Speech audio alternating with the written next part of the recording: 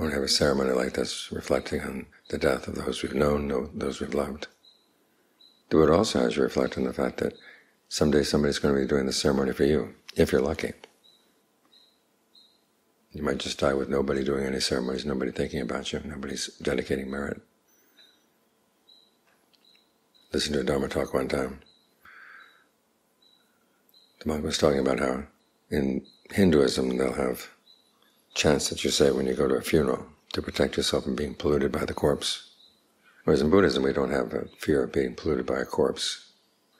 What we do have is the fear of heedlessness. So the Buddha has you reflect when you see someone who's passed away.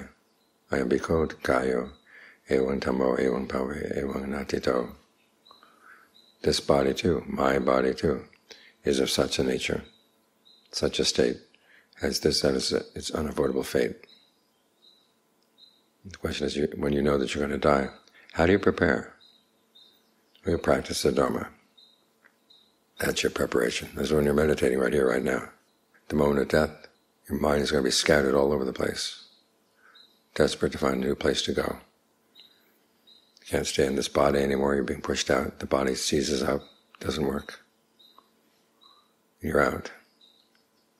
And if you have mindfulness and powers of concentration, you're going to be able to get some control over your mind.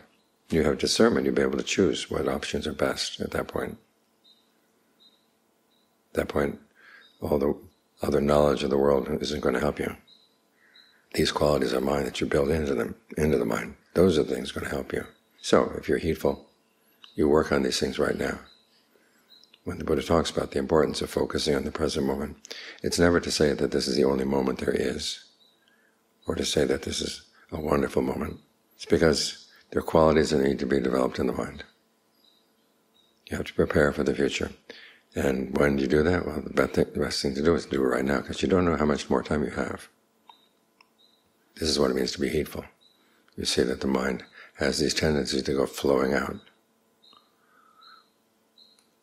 You're flowing out like a river, or flowing out like a fire that's latched onto the wind. That's the Buddha's image for what happens at death. One house is burning, and all of a sudden the wind picks it up. It latches onto the wind, and then the wind carries it someplace else. So you have to be careful about what things you latch onto. And you're going to require mindfulness, alertness, and ardency, and the ability to gather your strength to do this well. All too many people, when they die, just sort of give up. Go with whatever the flow is. Well, sometimes the flow can be pretty bad, but you can have some strength with you and say, okay, I'm going to choose the best thing and do whatever effort is required, whatever effort I can make to choose the best alternative. That's when you're prepared. So these are things we develop as we meditate. You're sitting here with the breath, your mind goes wandering off. Well, it's pretty innocent right now, but if your mind goes wandering off when you die, who knows what's going to happen? So you have to see the importance of bringing the mind back again and again, until it gets used to being here.